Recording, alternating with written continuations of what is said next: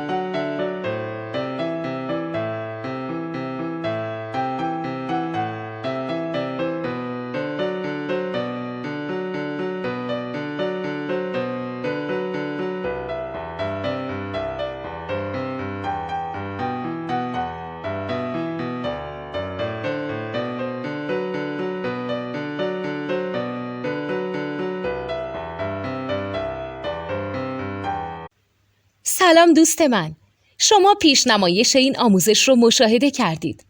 برای دیدن آموزش به صورت کامل میتونید به وبسایت نوت2 که مرجع آموزش موسیقی هست مراجعه کنید.